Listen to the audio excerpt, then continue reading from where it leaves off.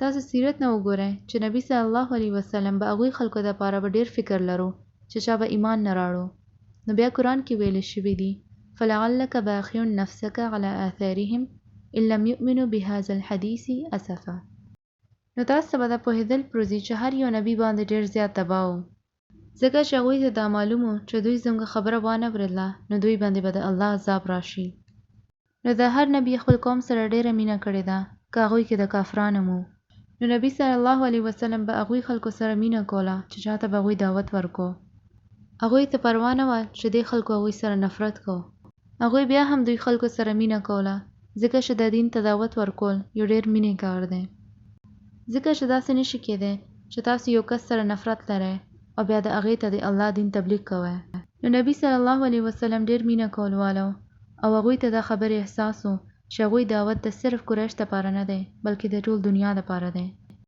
او هغوی ته دا معلوم و چې هغوی نه وروسته به نور هیڅ نبي نه راځي، نو هغوی باندې د ډېر غټ دباو و.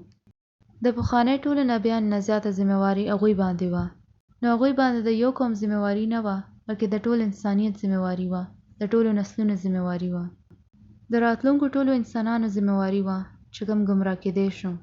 نو سوچ وکړئ چې د نبی صلی الله علیه وسلم به څه حال وي. که تاسو یا ما باندې به داسې ذمهواري به راغلی وه نو زموږ به څه حال و. نو نبی صلی الله علیه وسلم ویل دوی ولې ایمان نه راولي، دوی څنګه ایمان نه راولي، نو دوی خبر نه دي چې د دوی به څه انجام کیږي. او ځینې وخته نور خلک هم ډېر پریشانه شي چې کله هغوی ته دا محسوس شي چې زموږ خلک زموږ خبره نه اوري. او تاسو ته هم یو دباو محسوس کیږي چې کله تاسو خپل کورنۍ ته دعوت ورکوئ او هغوی نه اوري. نو دا خبره تاسو ته ډېر تکلیف ورکوي چې کله تاسو هغوی ته ګناهونو کې ګورئ او هغوی اوري نه.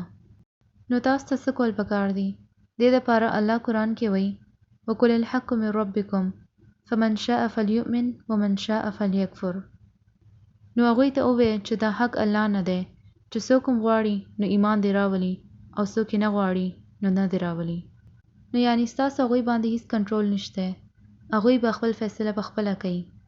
نو دلته وګورئ چې الله الحق من ربکم نه دی ویلي، الله ویلي وقل الحق من ربکم چې ته ورته ووایه.